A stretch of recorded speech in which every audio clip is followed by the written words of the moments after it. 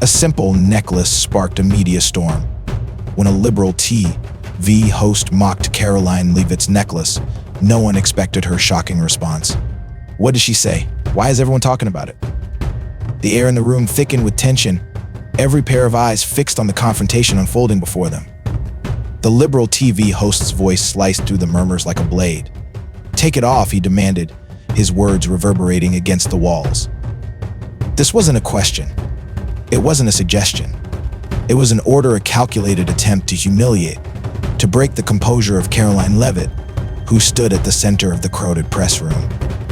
Karoline, a young leader known for her unwavering faith and unapologetic convictions, stood steady under the weight of the moment. Her necklace, a simple gold cross, glinted softly against the lights, now transformed into the focus of a national spectacle. To some, it was just jewelry. To her, it was a symbol of her relationship with God, her source of strength. And to the man standing opposite her, it was something he wanted erased. "Take it off," he repeated, louder this time. The challenge unmistakable.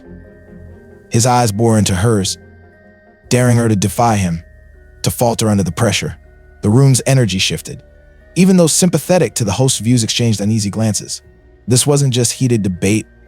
It was something personal, something intended to strip away not just a necklace, but the very principles Karoline stood for. And yet she didn't flinch. Karoline tilted her head slightly, a calm smile gracing her lips. There was no anger in her gaze, no defensiveness in her posture. Instead, there was something far more disarming, Grace. Her voice, when it came, was steady. "You want me to take it off?" She asked softly, her words cutting through the room with a different kind of power, measured, thoughtful, unyielding.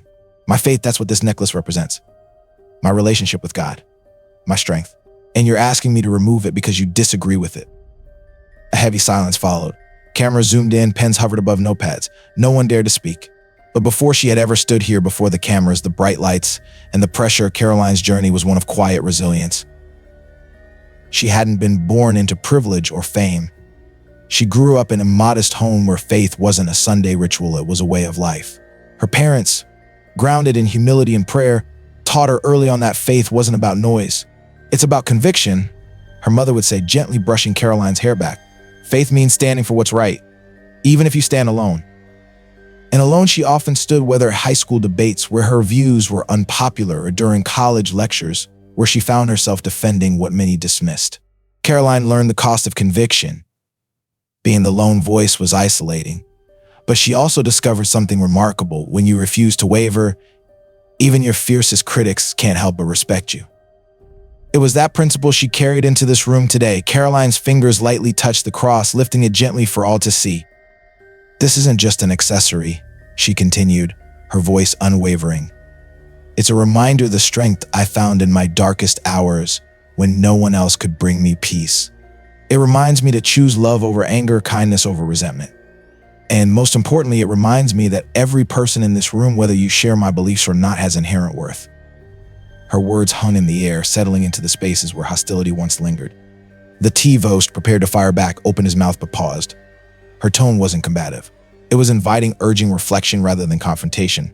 Around them, the audience felt it too. What had begun as a spectacle was transforming into something entirely different. "I don't wear this necklace to force my beliefs on anyone," she added. "God gives us free will. We each have the right to choose our path. I respect that you have your views, and I have mine. But I wear this because it's a part of me. It's shaped every choice I've made, every decision, every act of compassion, every what I believe is just." A few murmurs rippled through the crowd, soft, contemplative. Even some of the host's usual supporters shifted in their seats, visibly reconsidering the moment. "You say I should take it off," Karoline said, her gaze locking with the host's. "But faith isn't something I put on like a jacket and take off when it's inconvenient. It's not just a symbol, it's who I am. To ask me to remove this is to ask me to silence a part of myself. And if I start erasing what I stand for to make others comfortable, then what do I really stand for at all?" Her voice softened but never lost its strength. "Unity isn't about making everyone the same. It's about respecting differences, building bridges rather than burning them. I'll never ask you to betray your values.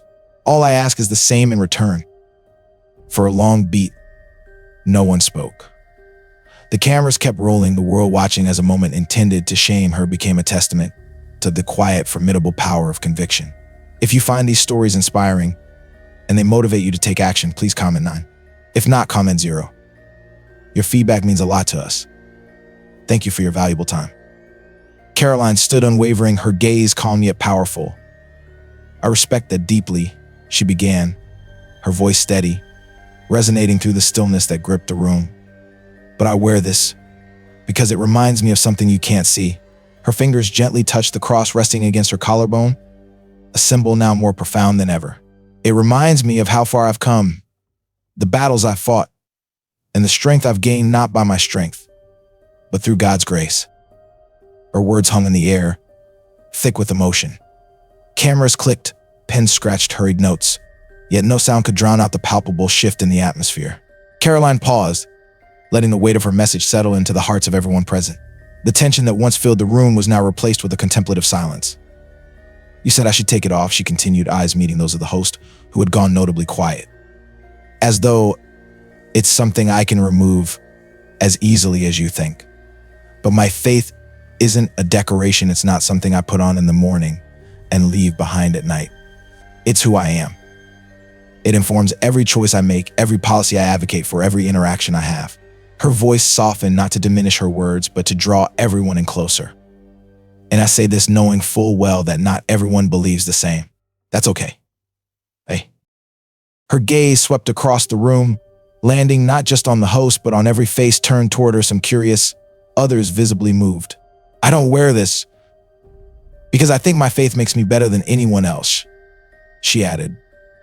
But because it reminds me to be better than I was yesterday, better to my friends and family, better to strangers who may need kindness more than I realize. Her words, though gentle, struck like a chord in the hearts of those who had ever felt pressured to compromise who they were. And if that offends you, she said, pausing just long enough for the gravity of her words to sink in, then maybe it's not my necklace that's the issue. Maybe it's something only you can reconcile. The host, who had entered the exchange prepared for confrontation, opened his mouth but found no words. His gaze shifted, flickering from Karoline to the sea of eyes and cameras capturing his moment of hesitation. He had come to challenge her, perhaps to corner her into a reaction. Instead, she had dismantled his accusation with grace and truth, not by attacking, but by holding firm to her values. Karoline drew a final breath, her closing words echoing like a beacon of clarity. Unity isn't about making everyone the same.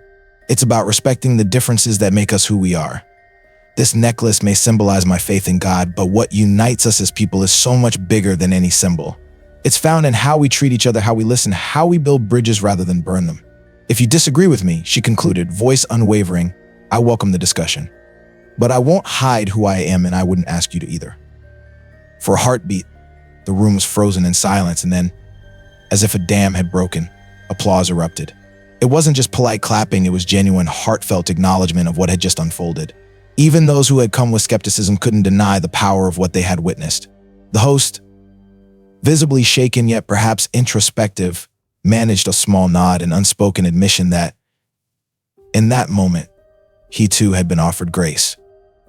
What began as an attempt to shame Karoline ended in something no one expected: reflection, respect, and a reminder of the courage it takes to stand unwavering in your truth. Some called it a win for her. Others saw it as a win for something much larger: faith, resilience, and the ability to defend one's beliefs without tearing anyone else down in the process. And the necklace. It stayed exactly where it belonged, resting against the heart of a woman who refused to shrink under pressure. Because true strength, as Karoline proved that day, isn't found in the symbols we wear. It's found in the principles we live by. Life will always test your faith. There will be moments just like Karoline faced when you stand before doubtful eyes, harsh words aiming to shake you, pushing you to let go of what you hold dear. But true strength isn't found in anger or retaliation. It lies in calmness, unwavering conviction, and a belief that cannot be broken. Karoline didn't tear anyone down to stand tall. Instead, she chose to speak her truth with kindness, compassion, and a deep understanding that everyone deserves to be heard. The most profound message she shared was, you don't need to be like anyone else to deserve respect. Be yourself. Be brave enough to stand firm in your values even if you stand alone. The world may try to knock you down, but how you rise defines who you are. Be kind. Be steadfast. Be a light for yourself and for those who have lost their way. Because sometimes gentleness is the greatest strength, and a resilient heart can change the world.